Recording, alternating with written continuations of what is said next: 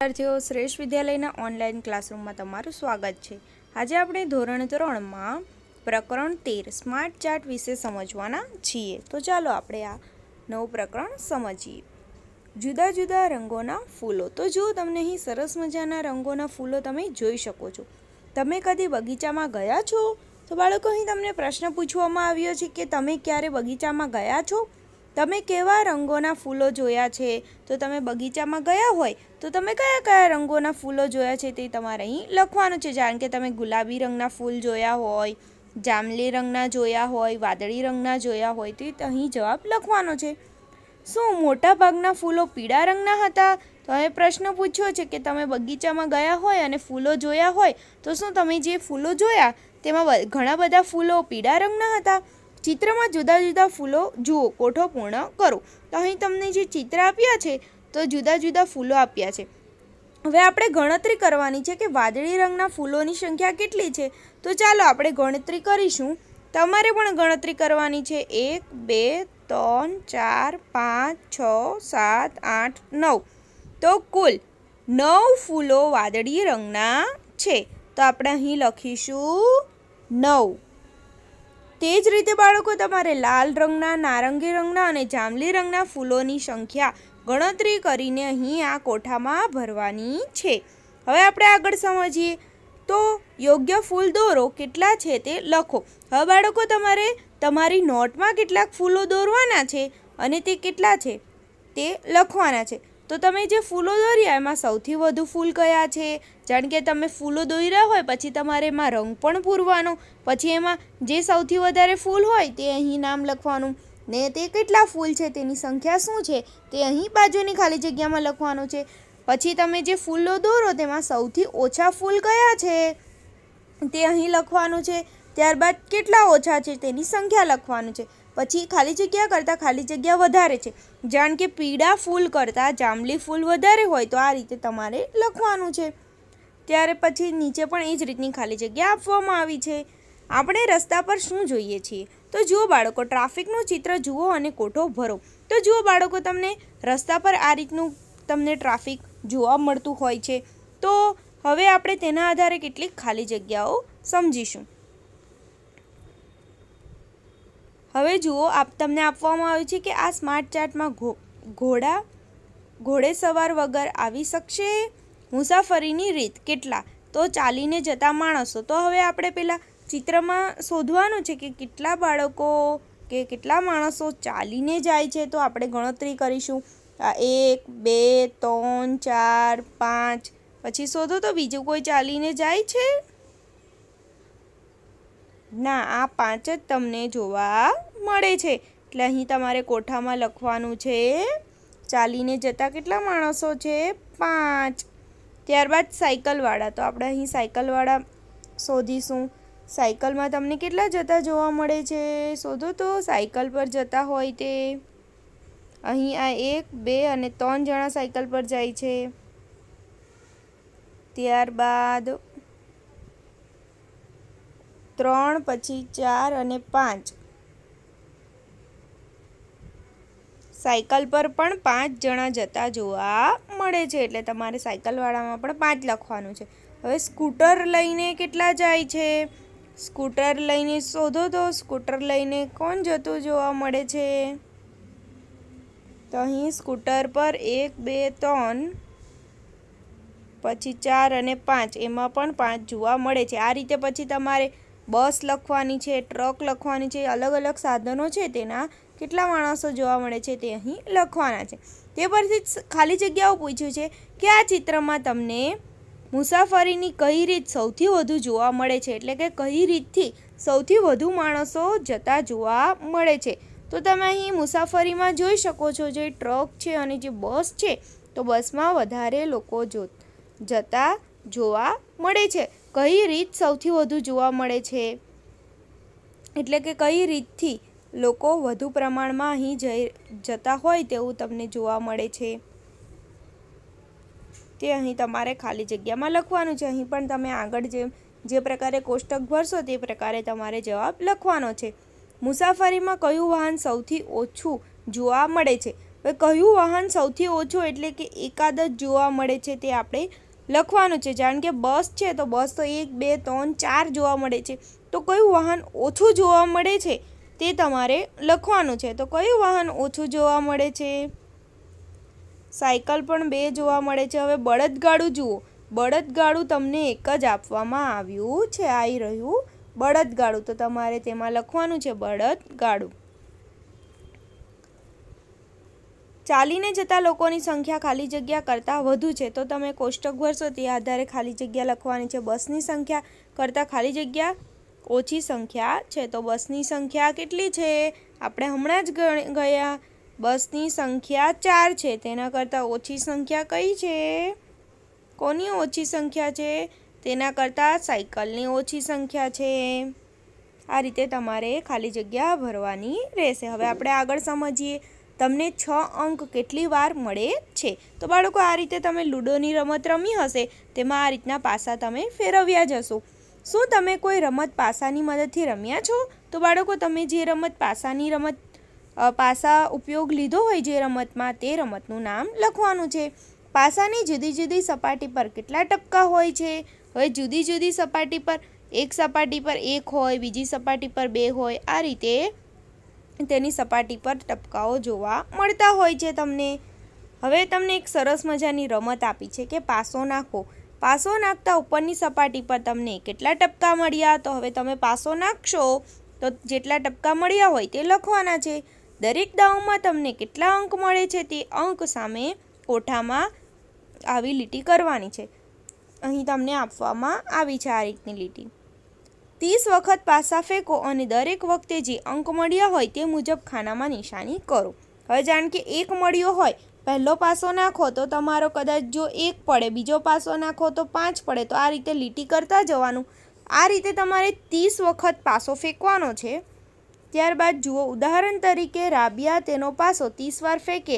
તેને 3, જે આ 3 છે, અહીં 3 આપવામાં આવ્યો છે, આ 3 તે તેને 5 વખત મળે છે. તો તેને કોઠામાં કેવું લખ્યું હશે? 1 2 3 4. ને પછી તમે આડી લીટી પણ કરી શકો છો. અહીં 5 સાથે જ લખ્યા છે. અહીં આ રીતે 5 સાથે જ આડી લીટી કરેલી છે. પાસાની હવે તમે જાતે જ પાસાની આ બાળકો તમારે જાતે ઘરે કરવાનું છે. આ તમારું એક પ્રકારનું હોમવર્ક પણ કહી શકાય કે તમારે 30 વખત પાસો ફેંકવાનો છે અને ત્યારબાદ કોષ્ટક ભરવાનું છે. અને તમારી જે પ્રકારની વધુ આવી હોય, પાસાની કઈ સપાટી સૌથી વધુ, તમારી પાસાની સપાટી જે વધુ આવી હોય તે પ્રમાણે તમારે અહીં ખાલી જગ્યા 4 પૂરવાની રહેશે. હવે આગળ સમજીએ તો તમારી આસપાસના લોકો પાસેથી માહિતી મેળવો. તમારી આસપાસના લોકો સાથે તેમની મનપસંદ એટલે કે તેમને જે મનપસંદ હોય મીઠાઈ અંગે વાત કરો અને કોઠો ભરો. મનપસંદ મીઠાઈ, કારણ કે જલેબી ઉદાહરણ તરીકે આપી છે. હવે તમારી ઘરની આસપાસ જે લોકો રહેતા હોય તો એવા કેટલા લોકો છે કે જેમને જલેબી પસંદ છે? ધારો કે તમારી આસપાસના લોકો રહેતા હોય તેમાં 6 જણને જલેબી પસંદ છે તો તમારે અહીં 6 લખવાનું. ત્યારબાદ પેંડા, તો પેંડા કેટલા લોકોને પસંદ છે તેની સંખ્યા લખવાની. આ રીતે તમારે અલગ અલગ વાનગી લખવાની છે, મનપસંદ મીઠાઈ અને તેને માણસની સંખ્યા લખવાની છે અને કોઠો પૂરો કરવાનો છે. તે કોઠા પરથી જ અહીં તમને ખાલી જગ્યાઓ આપી છે તો આ ખાલી જગ્યાઓ પણ તમારે કોઠાના આધારે જ ભરવાની રહેશે. તમારી આસપાસના પ્રાણીઓ પાસેથી પણ માહિતી મેળવો. ત્યારબાદ આપ્યું છે કે તમારા મિત્રને તેમના ઘરમાં કેટલા માણસો રહે છે તે પૂછો અને કોઠો ભરો. એટલે કે બાળકો તમારા જે મિત્ર હોય તો તે મિત્રના ઘરે કેટલા લોકો રહે છે તે લખવાનું છે. અહીં તમને કાઉન્સમાં આપ્યું છે કે મારે ભેગા રહેતા સ્માર્ટ ઘોડાઓનો સ્માર્ટ ચાર્ટ બનાવવો જોઈએ. ભેગા રહેતા માણસોની સંખ્યા, કેટલા પરિવાર? હવે જુઓ, એકલા તો બહુ ખાસ ઓછા લોકો રહેતા હોય છે એટલે અહીં આપણે 0 લખીએ છીએ. ત્યારબાદ 2 માણસો. હવે તમારે તમારા મિત્રને પૂછવાનું છે કે કેટલા માણસો રહે છે તમારા ઘરે. તો 2 માણસો રહેતા હોય તો તમારે અહીં કેટલા પરિવારના તમારે પછી આ રીતે પૂછવાનું છે અને પછી અહીં સંખ્યાઓ લખવાની રહેશે આ રીતનું. મોટાભાગના પરિવારના ખાલી જગ્યા વ્યક્તિઓ રહે છે તો તમારે જે રીતે તમે આ કોષ્ટક ભરશો તો આ કોષ્ટકના આધારે તમારે ખાલી જગ્યા પૂરી કરવાની છે. તમારા સહપાઠી મિત્રો આજે નાસ્તામાં શું લાવ્યા છે? એટલે સહપાઠી એટલે તમારી બેન્ચીસમાં જે બાજુમાં બેસતા હોય તે આજે નાસ્તામાં શું લાવ્યા છે શોધો અને લખો.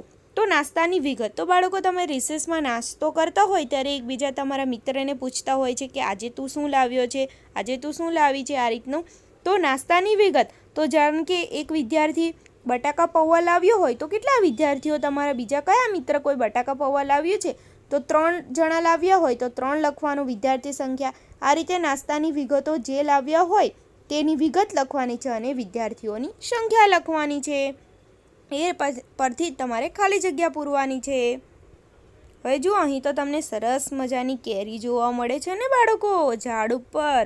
હા, હવે તેના પરથી આપણે ચાર્ટ ભરીશું. ચાર્ટ સાથે સ્માર્ટ બનો. તો હવે અહીં બાળકો સ્માર્ટ ચાર્ટની શરૂઆત થાય છે કે હાજરી ચાર્ટ.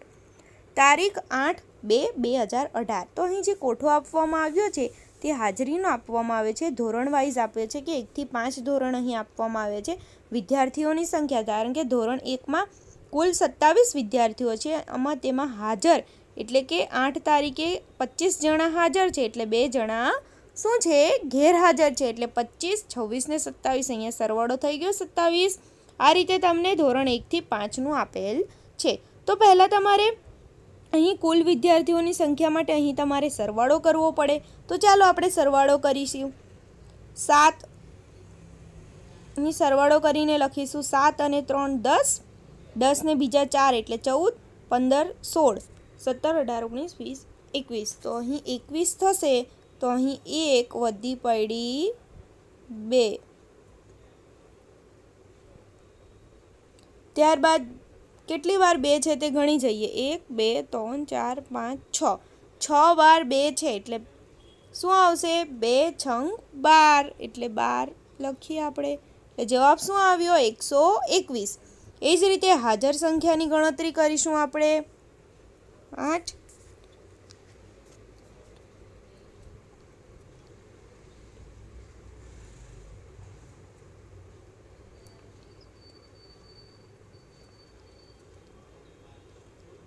થશે એટલે 19નો અહીં 9 વધી પડી 1. 2 ને 1 3, 4 5 6 7 8 9 10 એટલે અહીં 10 લખીશું આપણે. એટલે જવાબ આવ્યો 109. અને ગેરહાજર ગણી લઈએ. 3 ને 3 6, ગેરહાજર 12 છે. આ રીતે બાળકો તમારે પણ સરવાળો કરવાનો છે. તે પરથી અહીં જે જવાબ પૂછ્યા છે તે તમે લખી શકો. શાળામાં કુલ કેટલા બાળકો છે? તો અહીં જે આપણો જવાબ આવેલો તે તમારે લખવાનો છે. કુલ કેટલા બાળકો ગેરહાજર છે? તો અહીં જે જવાબ હતો તે લખવાનો છે. આ રીતે જુઓ, અહીં સ્માઇલીવાળા પેજ આપેલા છે. જુઓ, અહીં સ્માઇલી તમને જોવા મળે છે ને. તો જુઓ, ગેરહાજર વિદ્યાર્થીઓનો ચાર્ટ. હવે ગેરહાજર આ સંખ્યા છે તેમાંથી જ ગેરહાજરનો ચાર્ટ કર્યો છે. ધોરણ 1માં 2 ગેરહાજર છે. તો અહીં જુઓ, ગેરહાજરમાં કેટલા? 2 સ્માઇલી 2 ગોળ બતાવ્યા છે. ધોરણ 2માં 1 જ ગેરહાજર છે. જુઓ, આ રીતે જોવાનું છે. ધોરણ 2 અને ગેરહાજરની સંખ્યા 1. તો અહીં 1 બતાવવામાં આવ્યો છે. 1 ગોળ બતાવ્યું છે ને 1. તે ધોરણ 3માં 3 છે એટલે 1 2 ને 3 બતાવ્યું.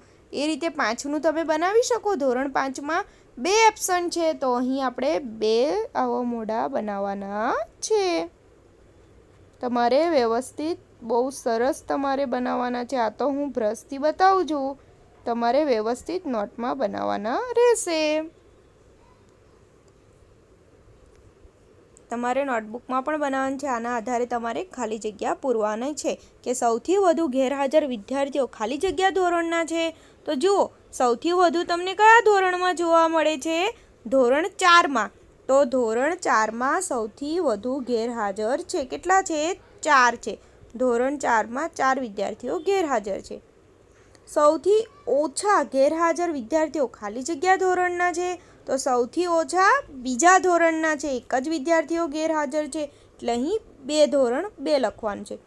ધોરણ ખાલી જગ્યામાં 3 વિદ્યાર્થીઓ ગેરહાજર છે. 3 વિદ્યાર્થીઓ ત્રીજા ધોરણમાં ગેરહાજર છે એટલે ધોરણ 3 આવશે ત્રીજી ખાલી જગ્યામાં. ત્યારબાદ ધોરણ 4 અને ધોરણ 5માં ગેરહાજર વિદ્યાર્થીઓની સંખ્યા અનુક્રમે, હવે ધોરણ 4માં 4 છે અને ધોરણ 5માં 2 છે, તો અહીં 4 અને 2 લખવાનું છે. હવે આપણે આગળ સમજીએ. તમારો હાથ કેટલો લાંબો છે? 4 મિત્રનું જૂથ બનાવો. નકામા કાગળમાંથી પટ્ટીઓ કાપો. પટ્ટીઓ સમાન પહોળાઈની હોવી જોઈએ. દરેક વિદ્યાર્થીઓ હાથ કાગળની પટ્ટી માપો, પટ્ટીને કાપો અને તેના પર વિદ્યાર્થીઓનું નામ લખો. તો જુઓ બાળકો, તમારે આ રીતની પ્રવૃત્તિ કરવાની છે અને તમારું પોતાનું નામ લખવાનું છે. આ રીતની પટ્ટીઓ કાપવાની છે પેપરમાંથી અને પોતાનું નામ લખવાનું છે. હવે જુઓ, રોહન, જેકોબ અને ગીતાએ પણ તેમના હાથ માપ્યા અને તેમની પટ્ટીને બનાવ્યા મુજબ ચોંટાડી. હવે જુઓ, હાથની લંબાઈ. તો રોહનના હાથની લંબાઈ કેટલી છે? 8 સેમી છે. ગીતાની 9 અને જોકેબની તો 10 સેમી છે. તો અહીં તમને ચાર્ટના આધારે લખેલ છે કે નીચે વિદ્યાર્થીઓનું નામ લખ્યું છે અને અહીં વિદ્યાર્થીઓની લંબાઈ લખી છે ઉપર. તો જુઓ, તેના પરથી પણ તમને ખાલી જગ્યાઓ પૂછી છે. તો બાળકો, આ પ્રકરણમાં તમારે આ જ સમજવાનું છે કે ચાર્ટના આધારે પણ કઈ રીતની ખાલી જગ્યાઓ અને પ્રશ્નો પૂછાય છે. તો ચિત્ર જુઓ અને ખાલી જગ્યાઓ પૂરો. જોકેબનો હાથ ગીતાના હાથ કરતાં ખાલી જગ્યા વધુ અથવા તો ઓછો લાંબો છે. હવે જોકેબનો હાથ કેટલો છે? 10 સેમી, જ્યારે ગીતાનો હાથ 9 સેમી છે. તો જોકેબનો હાથ ગીતાના હાથ કરતાં 1 સેમી કેવો છે? વધુ છે. 1 સેમી વધુ લાંબો છે. જોકેબનો હાથ ગીતાના હાથ કરતાં 1 સેમી વધુ લાંબો છે. કેવી રીતે 1 સેમી? કારણ કે 10માંથી 9 જાય તો 1 બચે ને, એટલા માટે. ત્યારબાદ બીજી ખાલી જગ્યા જોઈએ તો ગીતાના હાથની લંબાઈ રોહનના હાથની લંબાઈ કરતાં ખાલી જગ્યા છે. તો હવે ગીતાના હાથની લંબાઈ 9 છે અને રોહનના હાથની લંબાઈ 8 છે. તો ગીતાના હાથની લંબાઈ રોહનના હાથની લંબાઈ કરતાં વધુ છે. ખાલી જગ્યાનો હાથ સૌથી લાંબો છે. તો જોકેબનો હાથ સૌથી લાંબો છે અને સૌથી ટૂંકો રોહનનો હાથ સૌથી ટૂંકો છે. આ રીતે બાળકો, તમારે પણ તમે જે મિત્રનું જૂથ બનાવો તો મિત્રના અહીં નામ લખવાના છે અને તેની હાથની લંબાઈ લખવાની છે. બાળકો શાળાએ આવે છે. તો બાળકો, તમે પણ શાળાએ જાઓ છો તો કઈ રીતે જાઓ છો? અલગ અલગ રીતે જાય છે ને બધા. કેટલાક બસમાં જતા હોય, કેટલાક ચાલતા જતા હોય, નજીક શાળા હોય તો બધા આમ કોઈક સાયકલ લઈને આવતું હોય, આમ બધા અલગ અલગ રીતે શાળાએ જતા હોય છે. ચિત્ર જુઓ અને કોઠો ભરો. આવવાની રીત ટ્રેક્ટર. તો ટ્રેક્ટરથી કેટલા બાળકો આવે છે? તો તમે અહીં ચિત્રમાં જોઈ શકો છો. અહીં ટ્રેક્ટર તમને જોવા મળે છે. તો ટ્રેક્ટરથી 1, 2 અને 3 જણા આવતા જોવા મળે છે. તો 3. તો હવે આપણે લખીશું સાયકલ. તો સાયકલ અહીં તમે લખો સાયકલ. તમારે અહીં ઝૂમ કરીને, એટલે કે તમારે તમારી જે ટેક્સ્ટ બુક હોય અથવા નોટબુકમાં સાયકલ લખીએ છીએ આપણે. તો સાયકલથી કેટલા લોકો આવે છે તે આપણે હવે ગણીશું ચિત્રમાં. તો સાયકલથી 1, 2, 3, 4, 5